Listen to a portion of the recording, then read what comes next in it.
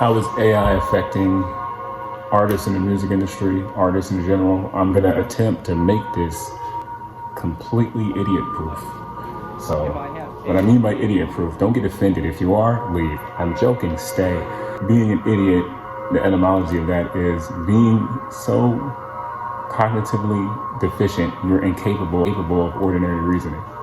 Deficient means you don't have an adequate supply of something. So if you're worried about AI and it's putting pressure upon you, you don't have the reasoning to know why, what to do about it.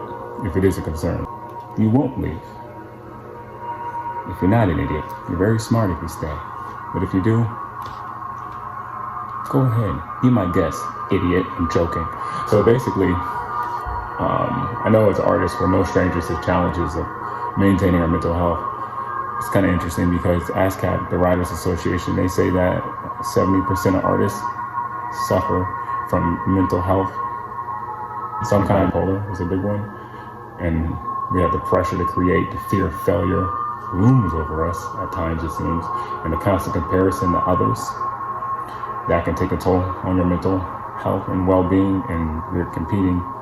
You're thinking you're competing against AI. You know what it is. And with the rise of AI in the creative industries, we face a new set of challenges that can impact our cognitive activity and mental health, or so they claim.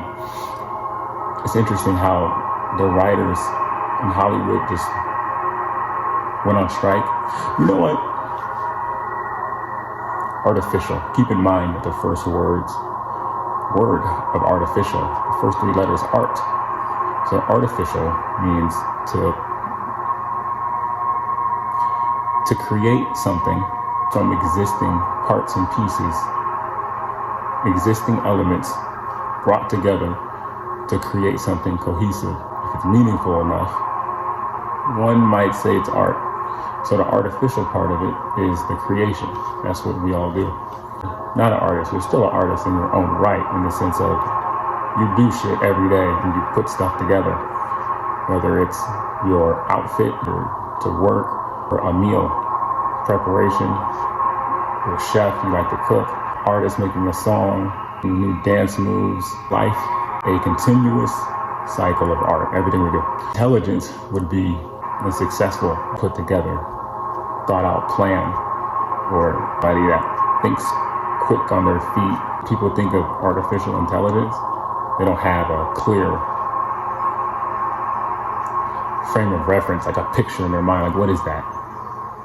I think the pressure is coming from the not knowing, because you know it's taken over, you know it's the biggest thing since the internet, you know it's going to affect everything, you hear about it, replace jobs, it's going to robots everywhere and this and that, and it's going to be writing movies and scripts, and we just don't know exactly what that means. You're like, when are they coming for me? And it's interesting because mental health was never a topic of discussion. I feel like until the last 5-6 years. Not couldn't say past a decade, but mental health has always been there. It's always been a thing. It's just never been talked about. The immediate link of mental health and mental health for artists, especially in relation to how AI is impacting mental health, I think you have to consider things before AI fit in a topic of discussion. Behind things more important.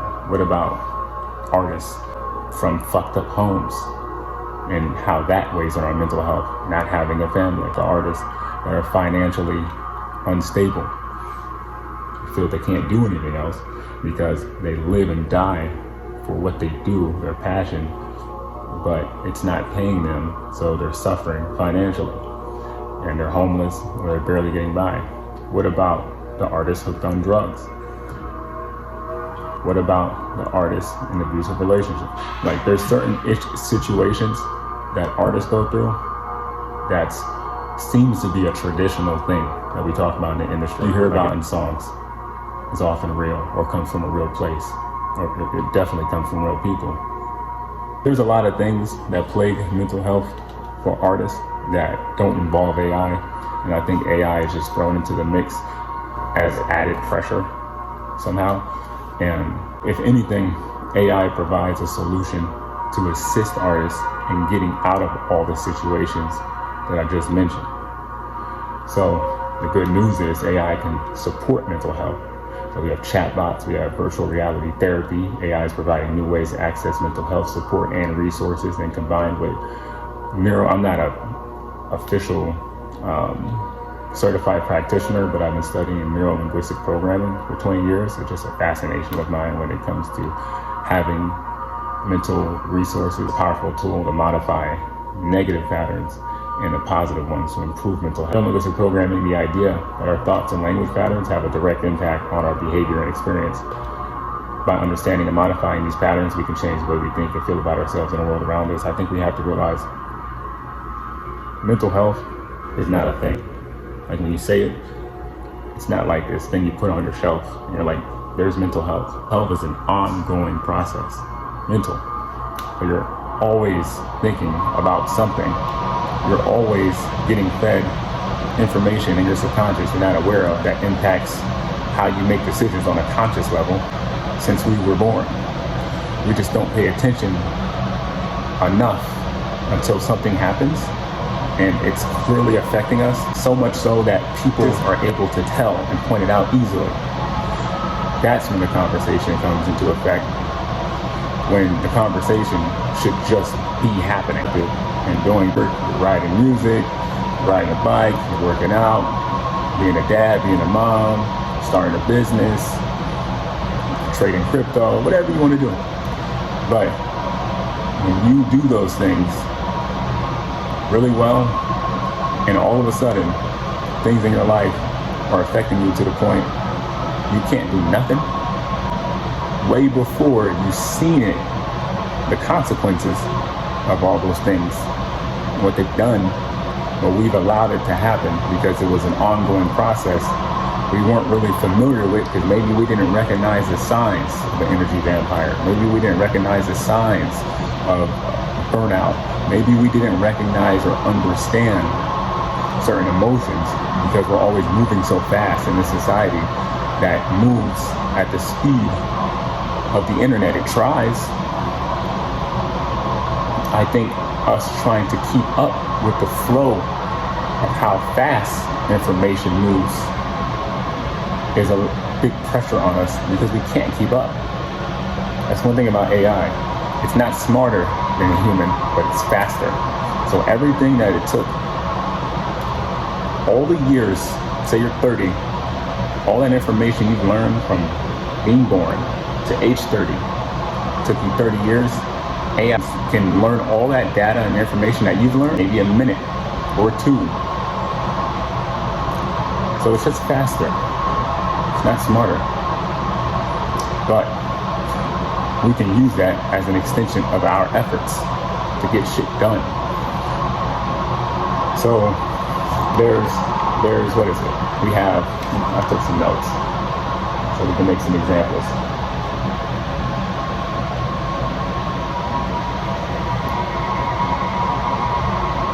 Uncertainty of AI and maintaining our mental health, tips and strategies. So I think that the real issue is the uncertainty. For example, the Writers Guild, the writers, directors, they're on strike now because they haven't solidified their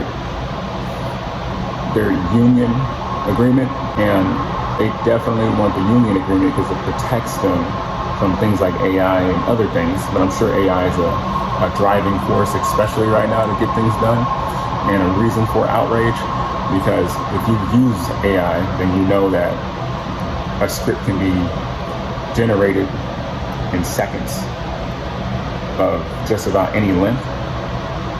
So 1,000, million times, billion times faster than what a human can do by the time you get your pen wet on a paper. AI is at the last period of a Stephen King type novel. Matter of fact, you can program AI to write a novel as if it were Stephen King and be done before he even thinks of his next book. So, or Spielberg, his next movie, it's already got it mapped out. So AI, when it comes to that, it's just aggregating all the data that's available to it, and it's being creative to the level of what humans have already done. I think that people who are worried about that suck. You can't write a good script anymore. You can't be a little bit more creative. AI can never be as creative as you. It can only use what you've given it, but it's not going to create something like a culture, or it's not going to create something like a brand new idea that didn't exist, that didn't involve some kind of original thought put into it.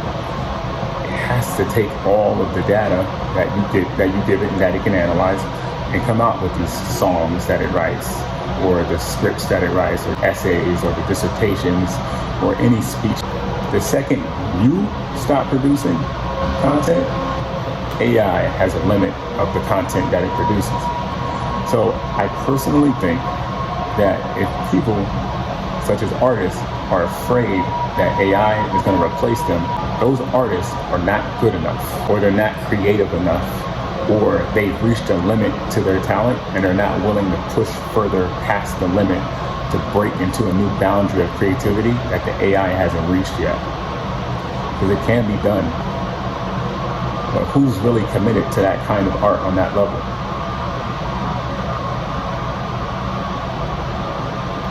Self-taught. I think we have to keep realizing that artificial intelligence has always been used. When you are a producer and you sample a beat, for example, artificial intelligence was created and made to replace human tasks and human jobs and effort that are routine, that are habitual, repetitive tasks, so that humans can focus on more important ones. So artificial intelligence is anything that's replacing what a human would do. So when a producer samples like a guitar or an old song, that guitar or saxophone or violin, and sample it and play it on a loop for 3 minutes, that's artificial intelligence. It's not a human playing that. It's a computer. More so software. The prompt, through the music, through the melodies, through your talent, what you recorded, and the computer is duplicating that as you go and finish your first 16 bars until you get another urge to add something to the hook. And then you go put a bass in, or a piano, or whatever. But you're putting all this information, sound on the computer. The Pro Tools or Logic, whatever software you're using, is manipulating the sound, changing the sound around. It's artificial intelligence. This is why I don't think it should be called artificial intelligence. I think it should be called artificial demonstration. Because intelligence is like, that's intelligent. But the demonstration is ongoing and happening, which artificial intelligence is doing. Replacing human tasks, that's ongoing and happening. If there was no ongoing happening task, we wouldn't have artificial intelligence, because there would be nothing to do. So it's not a noun, it's a thing, it's a process. We're artificially intelligent. We didn't create ourselves. We're made from existing elements of the earth and the universe, put together into a conscious being. Something made us. So everything we do is artificially intelligent. We just don't realize it or pay attention. When you talk to Siri, artificial intelligence, you have a voice talking back to you. It's duplicated a human voice and giving you information based on a calculated algorithmic response that's fitting for the appropriate context. Focusing on what we can't control, like it's kind of crazy, like how it's so fast to link mental health and AI. Like, don't work like that. If anything, AI can do your press release. You don't want to do, if you're an artist, most likely you don't feel like writing a press kit. You don't feel like writing a press release to the media. You don't feel like writing your bio. You can have AI do all the things that you don't like while you do the things you do. That way, you can get your work done faster and not have to worry about hiring a manager or doing certain things that you just can't do. You have to put in a little effort, obviously, to understand how to program, not even program, I mean, if you want, but putting in prompts. They call it prompt engineering. Those are the commands that you give to the system, whatever you're using, ChatGPT or Write Sonic or Write Cream or whatever. Those are the commands that you give to the AI, artificial intelligence bots or chat bots, so they can execute the task that you've given it to do. So they can do everything that you don't want to do, instead of you thinking it's going to take away your job that you probably don't want anyways. Let's see. Artist community and how NLP techniques can help cope with the challenges of AI and maintain our mental health being. We have the power to change our thoughts and language patterns. I think that's all it is at the end of the day, because people are saying AI this and AI that, but they don't know what the AI is and the different types of AI. But I do know anything new that society invents, we always use it for the bad, mostly, when we get an understanding of it. Look at the internet. Nobody knew what the fuck the internet was. You couldn't explain the internet before its time. Like, I can talk and send information over to China. They say that in the 1800s. They're like, what the fuck are you talking about? Send information. You gotta walk over there. You gotta take a boat. No, I can send this package and put it in a plane, or they're gonna send it through this information superhighway. They're gonna build these giant cables and put them in the ocean, and that information is gonna be sent in an electrical signal that's gonna go. They're gonna stop you right there. They're gonna fucking hang you and call you a witch or a wizard in the 1800s. They're like, the internet, what? Can't even comprehend it. But people know it is now because they learn what it is and it makes sense, and it's fitting into this era and this context of what we're talking about because of the time we're in. AI is right there. It's not like that wide of a gap. It's just a learning curve. So I think that once people, artists especially, learn how to use AI and what it is and how simple it is, you won't link it to mental health. Because every time mental health is mentioned, it seems like it's framed in a negative light. Like, mental health, it's like weird. You fucking take care of yourself. So artificial intelligence, just that. You're artificially intelligent. I'm artificially intelligent. AI is definitely artificially intelligent. Now the problem is deeper than what AI can affect us as artists, but what AI can affect on a civilization in its entirety. Because I know this isn't the type of video to really get into the AI thing. I'm obviously really into this stuff. So all I can say is learn AI at its basic level. I have a class that I've been putting together courses people can take online. There's other courses and classes, I'm sure. But I put it together. The courses that I put together, cryptocurrency related, artificial intelligence related, where all of this technology comes from, how it does what it does, how it's able to talk to you in a cohesive manner, things like that. And it's duplicated after the human mind, and then the neural network of the human mind. It's just it's a straight up carbon copy, artificially intelligent. and talked about it. Neuron to neuron. So if you're interested, I'll put a link in the description.